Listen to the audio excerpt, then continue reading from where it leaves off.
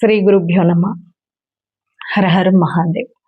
So రీసెంట్గా మొన్న Sunday cockroach Janata party హైదరాబాద్లో ఒక చిన్న గ్యాదరింగ్ ఏర్పాటు చేసుకుంది.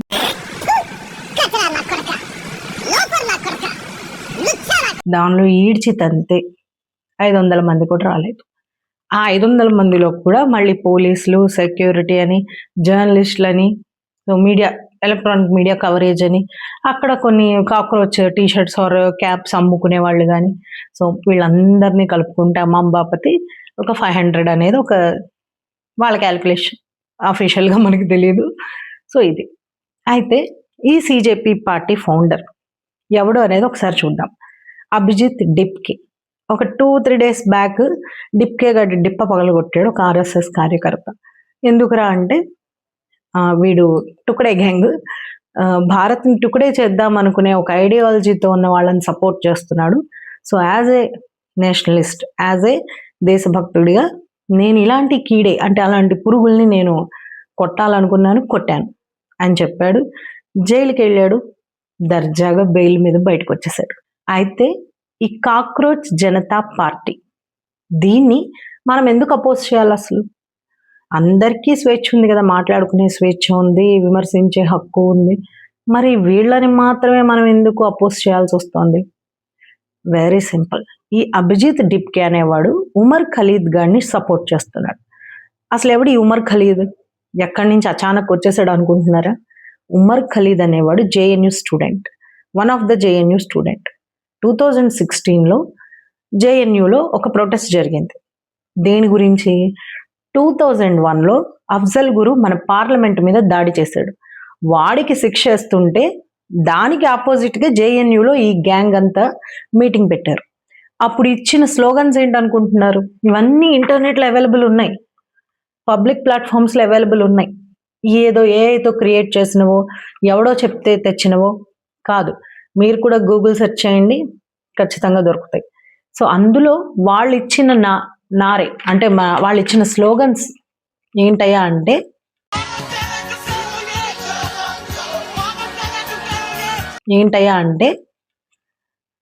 అఫ్జల్ హమ్ షర్మిందా హై, అలాగే Kashmir is not part of India, right, and Kashmir illegally occupied by India. ఇవన్నీ కూడా ఉమర్ ఖలీద్ గాడి ideology, right. And one more slogan, Bharat తేరే టుకడే హోగే. అండ్ ఇంకొకటి, ఏక్ అఫ్జల్ కో మారోగేతో హర్ ఘర్ సే అఫ్జల్ నికలేగి. ఒక్క అఫ్జల్ గురించి చంపారంటే ప్రతి ఇంటి నుంచి అఫ్జల్ గురు పుడతాడు అనేది వీడి స్లోగన్స్. సో వీడి ఐడియాలజీ ఏంటనేది చాలా స్పష్టంగా అర్థమవుతుంది కదా. ఏ బ్రెయిన్ వాష్డ్ ట్రైట్ వీడైతే.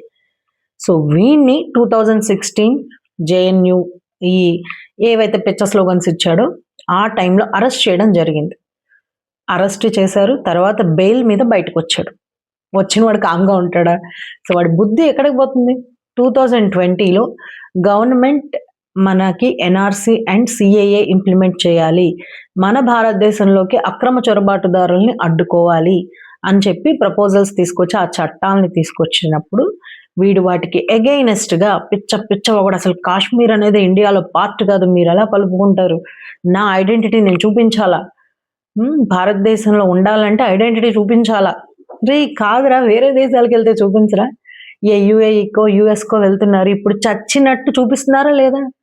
ఇండియాలో ఉన్నప్పుడు మీరు ఇండియన్ అని చెప్పి ఎవరైతే ఎన్ఆర్సీ వాళ్ళు కానీ సిఐఏ వాళ్ళు కానీ అడిగినప్పుడు చెప్పడానికి ఏంటి నొప్పి? సో యాంటీ నేషనల్ ఐడియాలజీ ఉన్న వాళ్ళు చెప్పరు, రైట్.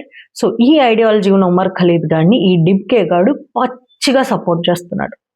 మామూలు పచ్చిగా కాదు, ఇంకా గలీజ్ పచ్చిగా అనమాట. Kashmir neither belongs to India, Kashmir neither belongs to Pakistan. Kashmir belongs only to the people of Kashmir. The program is basically about against the occupation of Kashmir by the Indian state, and I make it very apparent here. I'm not from Kashmir, but I believe that what is happening. हमें 5 लाख लोग हमारे पास हैं organised, तो हम हिंदुस्तान और north east को permanently cut कर सकते हैं. पर हम परमानेंटली नहीं तो कम से कम 1 महीने तो कट कर ही सकते हैं. मतलब इतना नवा डाले पट्टियों पर रोड पे तुमको हटाने में एक महीना लगे. Unlawful activities prevention act. Delhi ప్రొటెస్ట్లు జరుగుతున్నప్పుడు 2020లో ఒక సపోర్ట్ గ్రూప్లో వాట్సాప్ గ్రూప్ పెట్టుకున్నారు. ఆ వాట్సాప్ గ్రూప్లో let's bring the government on its knees అంటే ఇప్పుడున్న మోడీ గవర్నమెంట్ని మోకాళ్ళ మీద కూర్చోబెడదాము అని రెచ్చగొట్టే వ్యాఖ్యలు ఆ వాట్సాప్లో చేసింది ఉమర్ ఖలీద్ గడే. ఇవన్నీ బయటకు వచ్చాక వాడిని అరెస్ట్ చేసి జైల్లో వేశారు, తీహార్ జైల్లో వేశారు. ఇంతవరకు బాగుంది. సో ఒక సామాన్య స్టూడెంట్ కదా వాడు, ఉమర్ ఖలీద్ అనేవాడు, వాడి హక్కులు హరించేస్తున్నాము, ఇవన్నీ చాలా పైకి కనపడే మేడిపండు అనమాట. లోపలికి వెళ్తే వాడి కేసు వాదిస్తున్న వాళ్ళు ఎవరు అనుకుంటున్నారు? చాలా పెద్ద పెద్ద లాయర్స్ ఉన్నారు. వాడికి ఫండింగ్ చేసే వాళ్ళు ఎవరో చెప్తే షాక్ అయి షేక్ అయిపోతారు. ఎందుకంటే ఇదంతా కూడా ఇంటర్నెట్లో అవైలబుల్ ఉన్నదే, ఎక్కడో తీసుకొచ్చింది ప్రోపగాండా వాట్సాప్ యూనివర్సిటీ అనకండి. ఇదంతా ఇంటర్నెట్లో అవైలబుల్ ఉన్న సమాచారం మాత్రమే. సో వాడిని సపోర్ట్ చేస్తున్న లాయర్స్ అభిషేక్ మను సంఘ్వి, ఈయన 1 అవర్కి 6 to 15 lakhs తీసుకుంటారు ఒక కేసు వాదిస్తే. అలానే మన ఫేమస్ యాంటీ నేషనల్స్ అందరికీ ఒక భగవంతుడి టైప్ అనమాట ఈ లాయర్. ఇంకొక లాయర్ ఎవరయ్యా అంటే కపిల్ సిబాల్, ఈయన వచ్చేసి 8 to 15 lakhs per hour తీసుకుంటారు వాళ్ళు కోర్ట్ టైం ఇచ్చినందుకు. వీళ్ళు ఉమర్ ఖలీద్ గడ్ కేసుని వాదిస్తున్నారు. ఉమర్ ఖలీద్ అనేవాడు ఒక సాధారణ కుటుంబం నుంచి వచ్చిన వాడైతే ఇంత స్పెండ్ చేయగలడా? మీరు నేను ఇంత స్పెండ్ చేయగలమా? కానీ వీడి వెనకాల ఉన్నది ఎవరు అనుకుంటున్నారు? సో ఈ లాయర్ ఖర్చులు కానీ వాడి ఖర్చులు కానీ భరిస్తున్నది ఎవరు అనుకుంటున్నారు? George Soros. సోరోస్ ఐడియాలజీ గురించి వినే ఉంటారు. ఎవరిని అడిగినా, దేశభక్తి ఉన్న వాళ్ళని, దేశం మీద ప్రేమ ఉన్న వాళ్ళని ఎవరిని అడిగినా చెప్పేస్తారు సోరోస్ అనేది ఏంటని. మనం మొన్న దురంధర్ సినిమా చూసే ఉంటారు కదా, మీ ఎన్జిఓస్ ఏం చేస్తున్నాయి మోడీ గెలిస్తే అని చెప్పి మన పెద్ద బాస్ అంటాడు, రైట్? సో ఆ ఎన్జిఓస్లో one of the best NGO run by George Soros.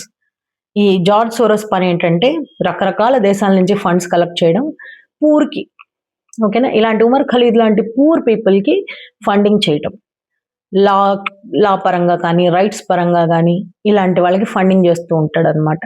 So ఆ ఫౌండేషన్ నుంచి మన మహానుభావుడికి ఫండ్స్ అందుతున్నాయి అది. అండ్ ఇంకొకళ్ళు మౌలానా అర్షద్ మదాని, ఈయన వచ్చి ప్రెసిడెంట్ ఆఫ్ జమాయత్ ఉల్మాయే హింద్.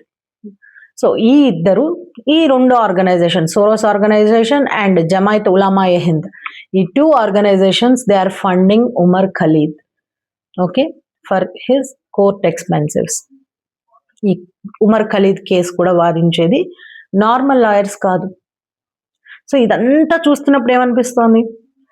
మనం ఏ గవర్నమెంట్ని అయితే రిజెక్ట్ చేసి బీజేపీని సెలెక్ట్ చేసుకున్నామో, ఎందుకు రిజెక్ట్ చేసామనేది వదిలిపెడితే ఒక యాంటీ నేషనల్ మైండ్ సెట్ ఉన్నటువంటి ఒక కాక్రోచెస్ అన్నీ ఒక చోట చేరి దేశాన్ని భ్రష్టు పట్టించడానికి, ఓకే, ప్రతి ఇంట్లో అఫ్జల్ గురు పుడతాడు అనే భ్రష్టత్వానికి దిగజారిపోయే స్థితికి దేశాన్ని తీసుకెళ్ళిపోతున్నారు. సో ఈ సిజేపీ పార్టీకి ఈ డిప్కే గాడు ఆ మహానుభావుడు ఉమర్ ఖలీద్ గాడిని ఎందుకు జైలు నుంచి రిలీజ్ చేయరు అని అడుగుతున్నాడు. సో ఇట్లాంటి పార్టీస్కి సపోర్ట్ ఇస్తున్న యూత్ ఒక్కసారి ఆలోచించుకోండి. మీరు ఏ దేశంలో ఉంటూ, ఏ దేశం తిండి తింటూ, ఏ దేశం నుంచి ప్రతిఫలాలు పొందుతున్నారో ఆ దేశాన్ని ముక్కలు చేయాలి. Chicken neck, famous chicken neck, so దాన్ని కట్ చేస్తే ఈస్ట్ ఇండియా అనేది సపరేట్ అయిపోతుంది. భారతదేశాన్ని ముక్కలు చేయడం వీళ్ళ ఐడియాలజీ. సో ఇలాంటి వాళ్ళని మనం సపోర్ట్ చేస్తున్నాం. ఒక్కసారి ఆలోచించండి. నిజంగా మొన్న సండే మనం వేరే ప్రోగ్రామ్ పెట్టుకున్నాం కాబట్టి కలవలే, లేకపోతే ఖచ్చితంగా వెళ్ళి బొద్దింకలకు హిట్ కొట్టొచ్చేదాన్ని పక్క. సో ఇప్పుడు సిజేపీ ఆఫ్ హైదరాబాద్ చూస్తే తులసి చందు, అలానే ఇంకెవరో ఉన్నారండి కొంతమంది, ప్రొఫెసర్ నాగేశ్వరరావు, వీళ్ళందరూ ఇవేమి తెలియకుండానే, ఇప్పుడు సాధారణ గృహిణిని నేను, నాకే ఈ విషయం తెలిసిందంటే వీళ్ళు చాలా ఇంటెలెక్చువల్స్ కదా, రైట్? వీళ్ళందరూ చాలా పెద్ద పెద్ద జర్నలిస్టులు కదా, ఇండిపెండెంట్ జర్నలిస్టులు కదా. సో వీళ్ళందరికీ తెలియకుండానే వీడిని సపోర్ట్ చేస్తున్నారా అక్కడికి వచ్చిన వాళ్ళు? అలాగే కర్ణాటక నుంచి ప్రకాష్ రాజ్ అంకుల్, వాడే అంకుల్లా ఉంటాడు, వాడు దేశాన్ని అంకుల్స్ పాలించొద్దు వెళ్ళిపోండి అంకుల్స్ అంట. పెద్ద కామెడీరా బాబు. మొన్నే వాడి హిపోక్రసీ బయటపడింది ధర్మస్థలి విషయంలో. రేపో ఎల్లుండో ఎపేర్ అవుతాడు పోలీసుల ముందు. సో ఇట్లాంటి చెత్త అంతా, స్క్రాప్ అంతా చేరి కాక్రోచెస్ పార్టీ స్టార్ట్ అయింది. So why we should oppose CJP అనేది దానికి ఇది ఒక్క పాయింట్ చాలు, రైట్? ఇందులో ఎవరికైనా దేశభక్తి ఉందా? ఓన్లీ ఏమంటారు, చెత్త అంతా ఓ చోట చేరుస్తాను చూడండి, అట్ట ప్రతి స్టేట్లోనూ తయారవుతున్నారు. నిజంగా భారతదేశ ప్రభుత్వం లిబరల్గా ఉంది కాబట్టి, ఫ్రీడమ్ ఆఫ్ స్పీచ్ని గౌరవిస్తుంది కాబట్టి ఈ సన్నాసుల్ని గ్యాదర్ అవడానికి పర్మిషన్ ఇస్తుంది. అదే వేరే దేశం అనుకోండి, అదే మన కొరియాలో కిమ్ మామ్ అనుకోండి, ఫ్లాట్గా వేసేస్తాడంతే, విషయం బయటికి కూడా రాదు. అదే ట్రంప్ అనుకోండి, ఇంకా మహానుభావుడు, రైట్? సో అలాంటి దేశం కాదు, అలాంటి పాలకులు కాదు. ప్రజాస్వామ్యంలో ఉన్నాం, మోడీ ప్రజాస్వామ్యాన్ని గౌరవిస్తారు అనడానికి ఇంతకన్నా సాక్ష్యం ఏంటి? ఆయనకి against గానే వీళ్ళంతా వర్క్ చేస్తున్నారు, భారతదేశానికి against గానే వర్క్ చేస్తున్నారు. అయినా వీళ్ళ ఫ్రీడమ్ ఆఫ్ స్పీచ్ హరించకూడదని చెప్పి పర్మిషన్స్ ఇస్తున్నారు. చూడండి, అంత ఉదారత్వం అక్కర్లేదు మోడీ గారు, రైట్? సో ఇది నేను చెప్పాలనుకున్నది. మళ్ళీ ఇంకో వీడియోతో ఖచ్చితంగా మీ ముందుకు వస్తాను. అప్పటిదాకా జై శ్రీరామ్, జై హింద్.